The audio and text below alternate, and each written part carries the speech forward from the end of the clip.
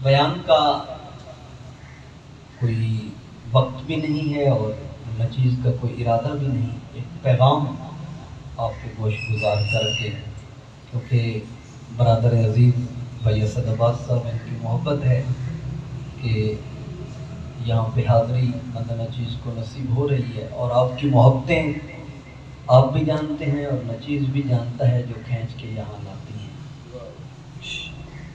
دو چیزیں ہیں جو آپ کے گوشت گزار کرنا بہت زیادہ اہمیت کی حامل ہیں.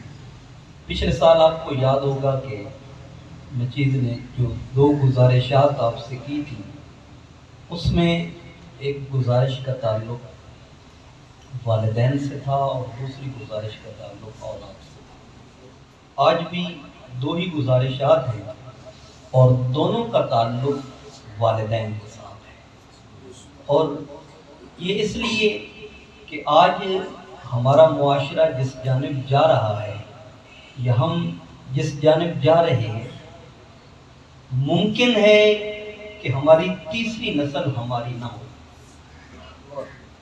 اس کی ایک سادہ سی مثال اور ایگزامپل میں چیز عرض کرنا چاہتا ہے. مجھ سے کوئی پوچھے کہ مفتی صاحب آپ کے کتنے بیٹے ہیں، تو میں بڑے خوشی سے اور اللہ کا شکر ادا کرتے ہوئے کہتا ہوں الحمدللہ 3 بیٹے ہیں، 1 بیٹی ہے. اور بڑی مسرت ہوتی ہے، بڑی خوشی ہوتی ہے. لیکن نچیز کا سوال یہی جو آپ نچیز سے کرنا چاہتے ہیں وہ نچیز آپ سے کرنا چاہتا ہے کہ پیدا تو میرے نطفے سے اور میری بیوی کے بطن سے 3 بیٹے ہوئے ہیں، لیکن سوال یہ ہے کہ ان میں سے میرے کتنے ہیں؟ سبھی کہیں گے بھئی آپ ہی کے بیٹے ہیں، کیونکہ آپ کے نطفے سے ہیں، آپ کی اولاد ہے. لیکن سوال یہ نہیں ہے کہ میرے نطفے سے کتنے بچے ہیں، سوال یہ ہے کہ میرے کتنے بچے ہیں. آج والدین کا یہ رونا ہے کہ اولاد ایسی ہو گئی، اولاد ویسی ہو گئی، اولاد یوں ہو گئی، اولاد یہاں ہو گئی. یہ ہر کوئی کہتا ہے اور یہ ہر کسی کا رونا دھونا ہے. اس میں نچیز کا کوسچن یہ ہے، سوال یہ ہے کہ جس بارے میں آج ہم پریشان ہیں، آج ہم رونا رو رہے ہیں، آج دوستوں کے سامنے، رشتہ داروں کے سامنے، برادری کے سامنے، اولاد کے سامنے یہ رونا رو رہے ہیں کہ آپ ہماری نہیں مانتے، ہمارے نہیں بنتے، ہماری ڈگر پہ نہیں چلتے، ہمارے منہج کو اختیار نہیں کرتے، ہماری بات کو تسلیم نہیں کرتے، ہمیں رون کے چلے جاتے ہیں، ہماری فرما برداری اختیار نہیں کرتے، ہماری تابعداری نہیں کرتے، ہمارا کہنا نہیں مانتے. سوال نچیز کا یہ ہے کہ آپ نے اپنی اولاد کو دیا کیا ہے کہ وہ تمہاری بن سکے. یہ بڑا کڑوا سوال ہے لیکن بڑا میٹھا سوال ہے. اس کو ذرا توجہ سے ہم نے دیکھنا ہے. توجہ طلب چیز یہ ہے کہ اولاد جو شکوہ اور شکایت اولاد کے متعلق والدین کر رہے ہیں، ذرا قرآن کی روشنی میں اور سنت کی روشنی میں اس بات کا جائزہ لیں کہ ہم نے اولاد کے ساتھ کیا کیا ہے اور اولاد نے آج ہمارے ساتھ کیا کیا ہے. اس بات کا جائزہ لینا آج ہماری اس نشست کا مقصد اور مفہوم ہے.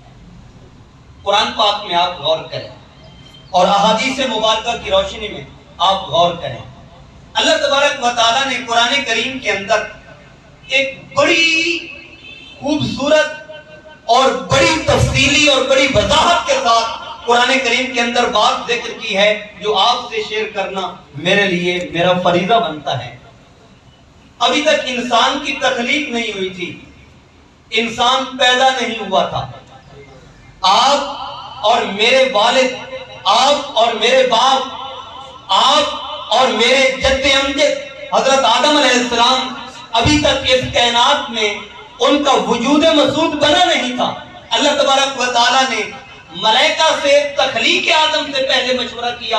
اللہ تعالیٰ نے فرمایا وَإِذْ قَالَ رَبُّكَ لِلْمَلَائِكَةِ إِنِّي جَاعِلٌ فِي الْأَرْضِ خَلِيفَةً کہ اے ملائکہ زمین میں اپنا نائب بنانا چاہتا ہوں، اپنا خلیفہ بنانا چاہتا ہوں. تمہارا اس بارے میں کیا مشورہ ہے، تمہاری کیا رائے ہے، آپ مجھے رائے دیں. ملائکہ نے جو جواباً عرض کیا وہ بھی اللہ تعالیٰ نے قرآن کریم کے اندر آج سے لاکھوں سال پہلے کی بات ہے، اللہ تعالیٰ نے قرآن کریم کے اندر اسے قلم بند کیا۔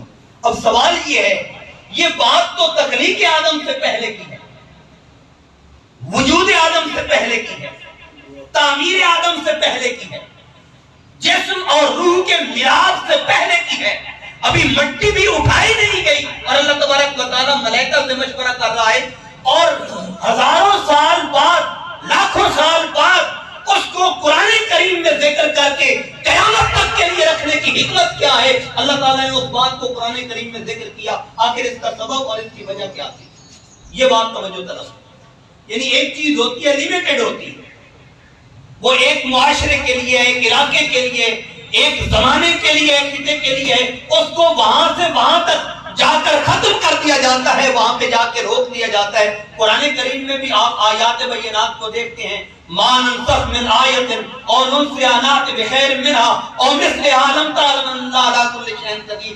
اللہ تبارک و تعالیٰ ایک آیت کو اور اس کے احکام کو ایک زمانے تک اس مخلوق کے اوپر نافذ کرتا ہے، پھر اس حکم کو بدل دیتا ہے اور اس کی جگہ کوئی اور حکم لاتا ہے۔ یہ قرآن کریم کا واضح فیصلہ ہے، لیکن یہ ایسی بات ہے تخلیق آدم سے پہلے بھی موجود ہے، تخلیق آدم کے بعد بھی موجود ہے، قرآن کے اترتے ہوئے بھی موجود ہے، اور قیامت تک کے لیے بھی اللہ نے قرآن میں محفوظ فرما دی ہے۔ اب اس سے واضح ہوتا ہے کہ بات اتنی اتھینٹک ہے اور اتنی اہم ہے، جس کو اللہ نے وجود انسان سے پہلے بھی برقرار رکھا، وجود انسان اور بنائے جانے کے بعد بھی برقرار رکھا، اور قیامت تک کے لیے بھی قرآن کریم کے اندر اللہ نے اس بات کو محفوظ رکھا ہے۔ کیا بات ہے؟ انہوں نے جواباً ملائکہ نے، اللہ نے جب مشورہ کیا تو ملائکہ نے کہا، قالوا اتجعل فیہا من یفسد فیہا، کہنے لگے یا اللہ اسے کیوں بناتا ہے، یہ تو زمین میں فساد کرے گا۔ بیٹھ کے آپ بات، یہ زمین میں فساد کرے گا، خون ریزی کرے گا، قتل و غارت کرے گا، اتجعل فیہا من یفسد فیہا، یا اللہ یہ تو فساد کرے گا، ویسفک الدماء، اور زمین میں خون ریزی کرے گا، اسے تو کیوں بناتا ہے؟ اللہ تعالیٰ نے فرمایا اچھا ملائکہ اگر تمہاری یہی بات ہے، جس کو میں بنانے جا رہا ہوں اس نے زمین میں فساد کرنا ہے، خون ریزی، ابھی تو بنا ہی نہیں، ابھی تو اس کا گارا ہی نہیں بنا، مٹی نہیں اٹھائی گئی اور پانی اور مٹی کو مکس ہی نہیں کیا گیا، ابھی وہ وجود دنیا میں آیا ہی نہیں، اور تم پہلے اس بارے میں یہ مشورہ دے رہے ہو اور کلمات ادا کر رہے ہو، اتجعل فیہا من یفسد فیہا ویسفک الدماء۔ اللہ تبارک و تعالیٰ نے فرمایا ذرا تم اپنے بارے میں بتاؤ، اور مزے کی بات یہ ہے کسی بندے سے ملائکہ بات نہیں کر رہے، یہ خدا سے کر رہے ہیں جو مشورہ لے رہا ہے، اور مشورہ کن کے بارے میں لیا جا رہا ہے؟ وہ آپ کی اور میری تخلیق کے بارے میں لیا جا رہا ہے، آپ کی اور میری پیدائش کے بارے میں لیا جا رہا ہے، یہ زمین میں بنانے والا ہوں، اس کو بھیجنے والا ہوں، تمہاری کیا رائے ہے اس بارے میں؟ انہوں نے جب کہا یہ فساد کرے گا، خون ریزی کرے گا، قتل و غارت کرے گا، اللہ تعالیٰ نے فرمایا ذرا تم بتاؤ تم کیا کرتے ہو؟ کہنے لگے وَنَحْنُ نُسَبِّحُ بِحَمْدِكَ وَنُقَدِّسُ لَكَ، یا اللہ ہم تو تیری حمد بیان کرتے ہیں، تیری پاکی اور تیری تقدیس بیان کرتے ہیں، ہم تو بڑے عظیم لوگ ہیں، بل عباد مکرمون، ہم تو بڑے اچھے ہیں، تیری پاکی، تیری تقدیس، تیری طہارت اور تیری عظمت و بڑائی کی بات کرتے ہیں۔ اللہ تعالیٰ نے فرمایا ملائکہ چپ ہو جاؤ، زیادہ بولنے کی ضرورت نہیں، انی اعلم ما لا تعلمون، جس کو میں بنانے جا رہا ہوں اس کے بارے میں جو کچھ میں جانتا ہوں تم نہیں جانتے۔ اب اللہ تبارک و تعالیٰ نے یہ جو جملہ قرآن کریم کے اندر ارشاد فرمایا ہے، یہ اس بات کی دلیل ہے کہ اللہ تبارک و تعالیٰ نے تخلیق انسان سے پہلے ملائکہ کے سامنے اگر کسی کا دفاع کیا ہے تو اللہ کے کائنات اور پروردگار عالم نے حضرت انسان کا دفاع کیا۔ اس سے یہ بات واضح ہوتی ہے کہ انسان کا شرف، انسان کا مقام اور مرتبہ وہ نہیں جو ملائکہ نے بیان کیا ہے، بلکہ انسان کا مقام و مرتبہ وہ ہے جسے خدا بیان کرتا ہے اور خدا کا مصطفیٰ قرآن سنت میں بیان فرماتا ہے۔ اب قرآن میں اللہ تبارک و تعالیٰ نے کیا بیان کیا آپ سنتے رہتے ہیں، والتین والزیتون وطور سینین وہذا البلد الامین لقد خلقنا الانسان فی احسن تقویم۔ فرمایا مجھے تین کی، زیتون کی، طور سینہ کی، شہر مکہ کی، لام تاکید کا، قد تحقیق کا، 6 قسمیں ذکر کر کے اللہ تعالیٰ نے فرمایا جس کے بارے میں تم کہتے تھے یہ فساد اور خون ریزی کرے گا، سنو جس کے بارے میں جانتا ہوں یہ کیا ہے۔ فرمایا خلقنا الانسان فی احسن تقویم، اس انسان جیسا کائنات میں ہو ہی کوئی نہیں سکتا، یہ اتنا حسین و جمیل۔ اب یہ میری اور تیری بات نہیں. میں کہوں فلاں اچھا ہے, آپ عین ممکن ہے کہ اس سے اتفاق کریں نہ کریں, میری رائے اور ہو آپ کی رائے اور ہو, عین ممکن ہے آپ مجھ سے اختلاف کر سکتے ہیں, میری بات سے اختلاف کر سکتے ہیں, لیکن اللہ نے فرمایا خلقنا الانسان فی احسن تقویم. اللہ نے اپنی توحید کی بات کی, توجہ طرف بات ہے, توحید کی بات کی, کسی قسم کا ذکر نہیں کیا. فرمایا قل هو اللہ احد اللہ الصمد لم یلد ولم یولد ولم یکن لہ کفوا احد. لیکن جب تیری اور میری عظمت کی بات آئی, اللہ نے اتنی قسمیں ذکر کر کے ارشاد فرمایا خلقنا الانسان, خلقنا الانسان, خلقنا الانسان. اے انسان, جتنا شرف میں نے تجھے عطا کیا ہے نہ پہلے کسی کو عطا کیا ہے نہ بعد میں کسی کو عطا کیا. اب ملائکہ تو موجود تھے, فرشتوں کی بات ہو جاتی کہ فرشتوں کو میں نے احسن تقویم بخشی ہے.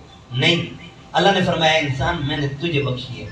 صحیح مسلم اٹھائیں, آقا علیہ الصلوۃ والسلام نے فرمایا خلق اللہ آدم علی صورتہ. اگر کسی نے اللہ کی جھلک دیکھنی ہے, اس کا جلوہ دیکھنا ہے, فرمایا حضرت انسان کو دیکھو, اسے اللہ کا جلوہ اور اس کی جھلک نظر آ جائے گی. کیونکہ اللہ نے آدم کو اپنی صورت پر پیدا کیا. اب ایک طرف یہ انسانی شرف ہے, ایک طرف یہ انسانی مقام ہے, یہ قدر و منزلت ہے. یعنی تخلیق انسان کی, اس میں اتنی طہارت ہے, اتنی پاکیزگی ہے, اتنا حسن ہے, اتنی شائننگ ہے کہ اس کے مد مقابل کائنات میں خدا کے بعد انسان کا مد مقابل کوئی نہیں ہو سکتا, چاہے وہ جبریل علیہ السلام ہی کیوں نہ ہوں. کیونکہ من جملے کی حیثیت سے اللہ تبارک و تعالیٰ نے انسانیت کو ملائکہ کے اوپر فوقیت اور فضیلت عطا کی. تبھی تو حضور نے فرمایا لی وزیران فی السماء ولی وزیران فی الارض. دو میرے نوکر آسمانوں میں, دو میرے زمین میں. آسمان میں جبریل اور میکائیل, زمین پر ابو بکر اور عمر ہیں. فرمایا یہ میرے دو نوکر زمین پر ہیں جنہیں میں نے اپنا وزیر اور اپنی خلافت عطا کر رکھی ہے. جن کے نوکر جبریل ہوں, جن کے نوکر میکائیل ہوں, اس کی عظمت و شرف کا عالم کیا ہوگا. سبحان اللہ, سبحان اللہ. اس سے یہ بات واضح ہوتی ہے کہ من جملے کی حیثیت سے انسان کا مقام اور مرتبہ اس کائنات میں خدا کے بعد وہ ہے جو اللہ تعالیٰ نے کسی اور کو مقام و مرتبہ عطا نہیں کیا. اس لیے فرمایا وَلَقَدْ كَرَّمْنَا بَنِي آدم. جس طرح میں نے آدم کو عزت عطا کی ہے, اے اولاد آدم میں نے تمہیں بھی وہی عزت اور مقام عطا فرمایا ہے. اب سوال یہ ہے کہ ہمارا معاشرہ بگڑ کیوں گیا, یہ معاشرے کی تباہی یہاں تک کیسے پہنچی. میں نے بیٹے کا شکوہ کیا کہ جھوٹ بولتا ہے, میں نے بیٹے کی شکایت کی کہ غیبت کرتا ہے, میں نے کہا یہ چوری کرتا ہے, میں نے کہا یہ نظریں بد اٹھاتا ہے, میں نے کہا اس میں فلاں برائی ہے, میں نے کہا یہ نافرمان ہے, میں نے کہا یہ گستاخ ہے, میں نے کہا یہ بے ادب ہے, اسے گھر سے نکال دو, اسے وراثت سے منقطع کر دو, اس کا تعلق رشتہ ناتا کاٹ دو. میرا سوال یہ ہے کہ میرا بیٹا کیا پیدائشی طور پر گستاخ تھا, کیا پیدائشی طور پر نافرمان تھا, کیا پیدائشی طور پر بے ادب تھا. کل مولود یولد علی فطرت الاسلام فإن أبواه يهودانه أو ينصرانه أو يمجسانه. حضور فرماتے ہیں بچہ پیدائشی طور پر تو فرمانبردار اور پاکیزہ فطرت پر ہوتا ہے, ماں باپ اسے مجوسی بنا دیں, نصرانی بنا دیں, یہودی بنا دیں, بے ادب بنا دیں, گستاخ بنا دیں, یہ ماں باپ کے اوپر منحصر ہے وہ اسے کیسا بناتے ہیں. وہ پیدا ہوا تو صادق تھا, وہ پیدا ہوا تو معصوم تھا, وہ پیدا ہوا تو صداقت کا پیکر تھا. یہ میری گود نے اسے میلا کر دیا کہ وہ جھوٹ پہ آمادہ ہو گیا, وہ چوری پہ آمادہ ہو گیا, وہ بے ادبی پہ آمادہ ہو گیا, وہ گستاخی پہ آمادہ ہو گیا. پیدائشی طور پر تو وہ یہ نہیں تھا. اسے کس نے بنایا؟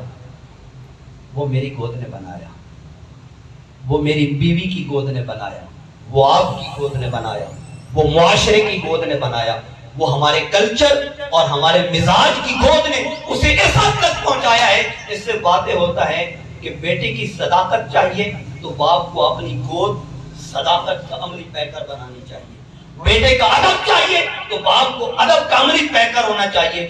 بیٹے کو وفاداری چاہیے تو پھر لازم ہے کہ باپ بھی وفاداری کے اس پیمانے پہ اترے تاکہ اس کا بیٹا اس کا خون ہے. الولد سر لابی ہے, بیٹا تو اولاد کا سر اور راز ہوتا ہے. جیسے جیسے باپ کرتا جاتا ہے ویسے ویسے بیٹا اپناتا ہے. اب باپ اس معاشرے میں کس حیثیت سے فروغ پا رہا ہے یا اس کی پرورش ہو رہی ہے, اسی حیثیت سے اس کے بیٹے کی ہونی ہے. ہم نے دیکھنا یہ ہے کہ ہم نے اولاد کیسی بنانی ہے. اگر اولاد کو وفا کا عملی پیکر بنانا چاہتے ہو تو پہلے خود وفا کا عملی پیکر بن جاؤ. اولاد کو سمجھانے کی ضرورت نہیں پڑے گی, وہ وفا کا عملی پیکر بن کے ابھرے گا. اگر ایسی چیز چاہیے تو سب سے پہلے ہمارے ساتھ جو دھوکہ ہوا وہ 3 باتوں میں ہوا. یہ اختصار کے ساتھ عرض کرنا چاہتا ہوں. یہاں پر باضابطہ کوئی نبی نہیں آیا. یہ ہمارے اس پاک و ہند کے اندر, برے صغیر پاک و ہند کے اندر کوئی نبی نہیں آیا, کوئی باضابطہ رسول اور پیغمبر یہاں پہ تبلیغ کرنے کے لیے نہیں آیا. یہاں پر کس نے تبلیغ کی ہے؟ 90 لاکھ لوگوں کو کس نے کلمہ پڑھا؟ بابا فرید گنج شکر کو دیکھ کے کتنے لوگوں نے کلمہ پڑھا؟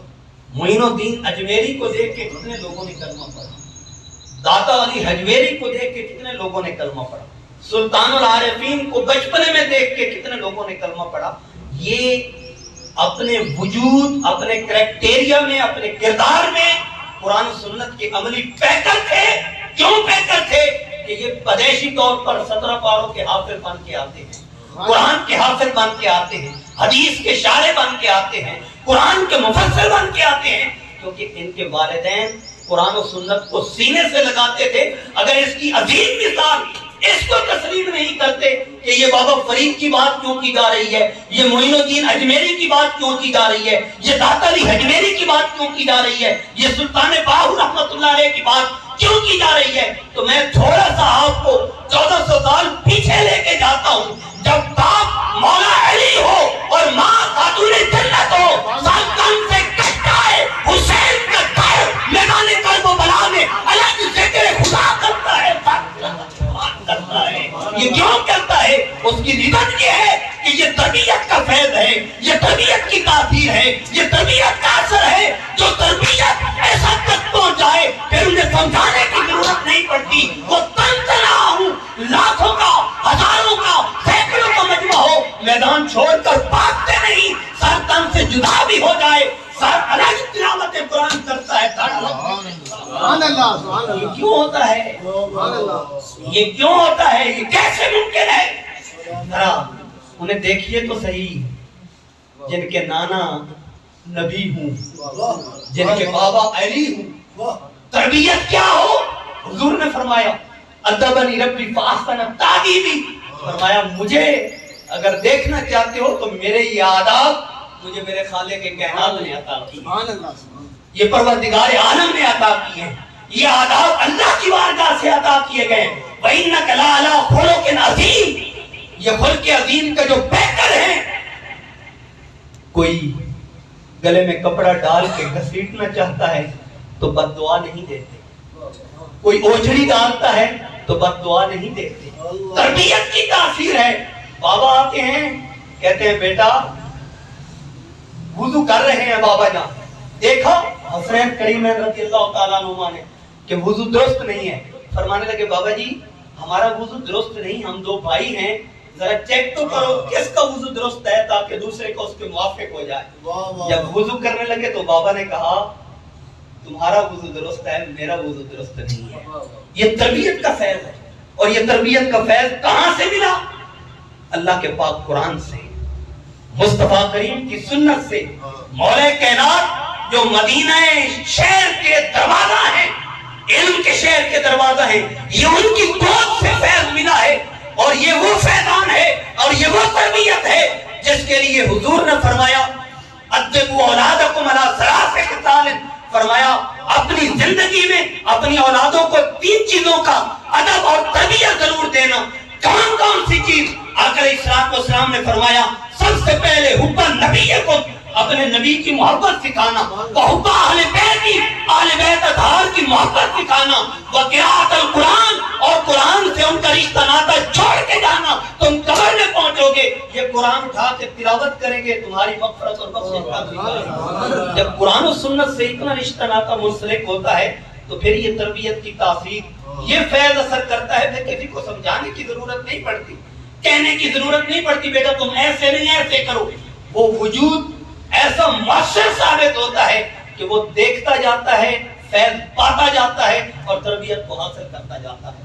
نچیز کی رائے میں آخری گزارش، ہمارا یہاں جو کلچر بدلا گیا اور ہمارا جو مزاج بدلا گیا وہ بڑی حکمت سے اس میں ڈیٹیل ہے، لیکن ایک چیز کے اوپر آپ کی توجہ مبذول کروانا چاہتا ہوں، وہ یہ ہے کہ ہمارے کلچر میں جس چیز کو بڑے دھیمے انداز بالتدریج بڑا آہستگی سے تبدیل کیا گیا، وہ کلچر ہے ہماری تعلیم و تربیت کا۔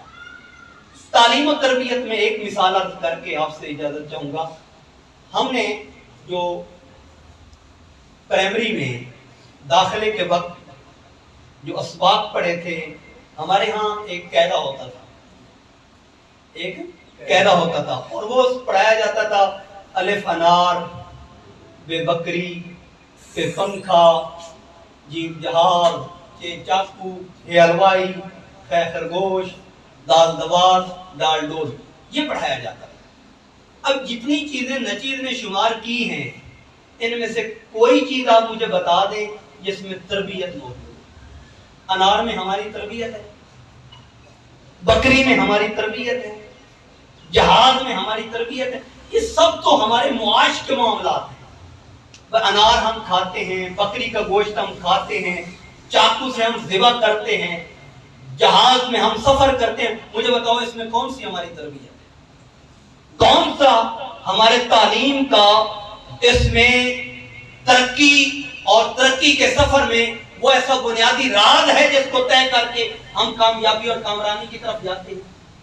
بھئی الفابیٹک ہیں، حروف تہجی ہیں، الف سے انار بن سکتا ہے، بے سے بکری بن سکتی ہے، تو کیا اس سے ہماری تربیت کا نصاب ہمیں نہیں دیا جا سکتا؟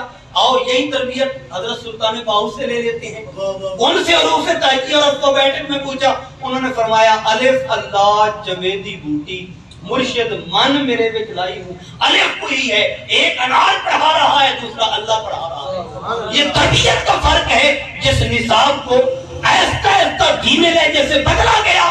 اب ہم سب بھئی اتنی تنخواہ ہوئے تو اساں اس جاتے نوکری لواونی ہے، ایتھے 2000 گھٹ مل دی ہے، اس مسجد ایک اساں امامت کرنی نہیں کیونکہ ایتھے 2000 کم تنخواہ مل رہی ہے، اتھے 2000 زیادہ مل رہی ہے، لہذا سب سے کم کرنا ہے۔ نچیز جب یہاں سے جانے لگا تھا تو مجھے بڑی آفر کی گئی تھی کہ اب اتنی سے اتنا آپ کو وظیفہ دے دیتے ہیں۔ میں نے کہا بھائی نہ میں پہلے وظیفے کے لیے آیا تھا نہ اب وظیفے کے لیے ٹھہرتا ہوں، میں جن کے حکم پہ آیا تھا انہی کے حکم پہ جا رہا ہوں۔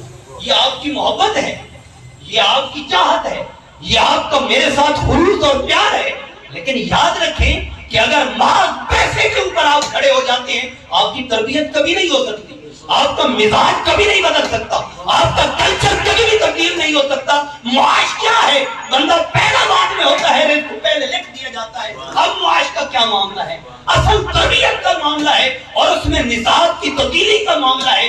جب نصاب الف سے اللہ ہوگا، بے سے کیا بنے گا؟ بے بسم اللہ اسم اللہ دا اے بھی کہنا بارہ ہو، نال شفاعت سرور عالم چھٹسی عالم سارا ہو۔ میں نے کہا حضور تے سے کیا بنتا ہے؟ فرمایا تسبیح پھری تے دل نہ پھریا کی لینا تسبیح پڑھ کے ہوں۔ یہ نصاب جب بن گیا میں نے کہا حضور یہ سے کیا بنتا ہے؟ فرمایا یار یگانا ملسی تینوں یہ سردی بازی لائے ہوں۔ اب حروف تہجی وہی ہیں، الفابیٹک وہی ہیں، جب نصاب بدلتا ہے تربیت بدلتی ہے، تربیت بدلتی ہے نظریہ بدلتا ہے، نظریہ بدلتا ہے پھر اولادیں قومیں اس کے اوپر کھڑی ہوتی ہیں، کامیابی اور کامرانی ان کا مقدر بن جاتی ہے۔ ہمیں اپنے نصاب کو بدلنے کی ضرورت ہے۔